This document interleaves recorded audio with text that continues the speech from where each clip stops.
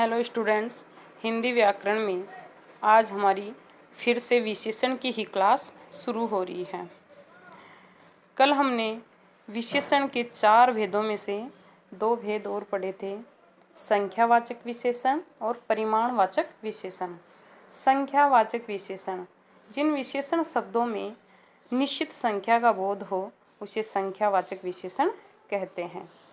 दूसरा था परिमाणवाचक विशेषण, जिन विशेषण शब्दों में किसी भी वस्तु के माप तोल आदि का हमें बोध हो उसे परिमाणवाचक विशेषण कहते हैं। तो स्टूडेंट्स, ये परिमाणवाचक विशेषण है, इसके भी 2 भेद होते हैं। एक होता है निश्चित परिमाणवाचक विशेषण और एक होता है अनिश्चित परिमाणवाचक विशेषण।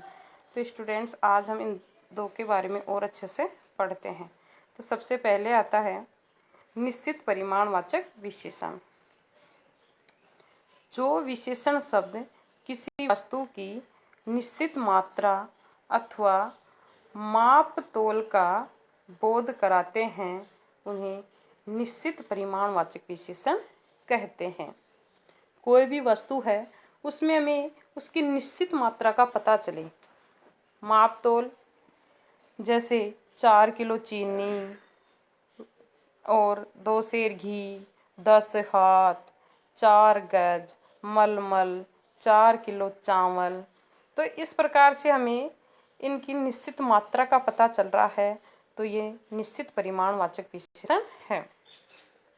अनिश्चित परिमाणवाचक विशेषण, जो विशेषण शब्द किसी वस्तु की निश्चित मात्रा का अथवा माप तोल का बोध नहीं कराते वे अनिश्चित परिमाणवाचक विशेषण कहलाते हैं। यानी निश्चित में तो हमें पता चल रहा था कि उसकी निश्चित मात्रा है, जैसे 4 किलो चीनी है, 2 सेर घी है, लेकिन इसमें उसका अपोजिट है कि जिसमें हमें निश्चित मात्रा अथवा माप तोल का पता नहीं चले।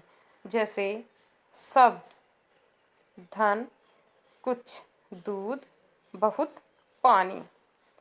सब धन, यहाँ पर धन की मात्रा का पता नहीं चल रहा।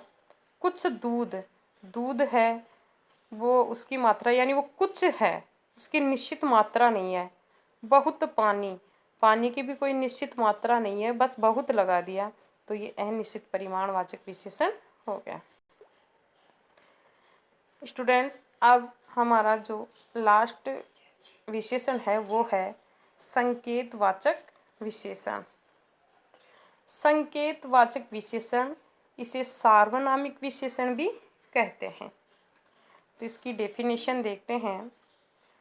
जो शब्द संज्ञा या सर्वनाम की ओर संकेत करते हैं, जो शब्द सर्वनाम होते हुए भी किसी संज्ञा से पहले आकर उसकी विशेषता को प्रकट करे, उन्हें संकेतवाचक या सार्वनामिक विशेषण कहते हैं।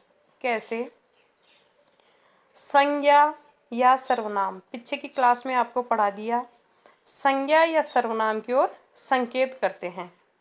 जो शब्द सर्वनाम है फिर भी किसी संज्ञा के पहले आकर उसकी विशेषता प्रकट करते हैं, यानी सर्वनाम शब्द भी है और कोई संज्ञा शब्द है उसके पहले आ रहा है और फिर उसकी विशेषता प्रकट कर रहा है, तो उसे संकेतवाचक विशेषण या सार्वनामिक विशेषण कहते हैं।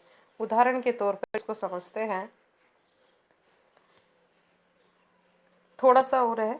दूसरे शब्दों में जैसे मैं, तू, वह, ये सब क्या हैं?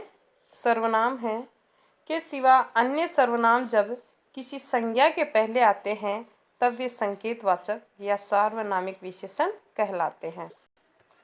जैसे वह नौकर नहीं आया, यह घोड़ा अच्छा है। वह नौकर, नौकर शब्द क्या है? संज्ञा, और वह क्या है? सर्वनाम।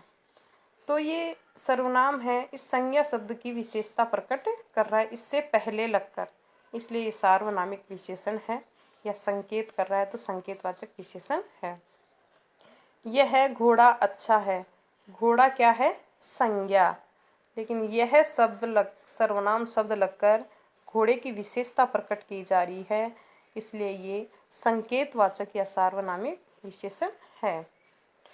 यहाँ नौकर और घोड़ा संज्ञाओं के पहले विशेषण के रूप में वह और यह सर्वनाम आए हैं, अतः ये सार्वनामिक विशेषण है।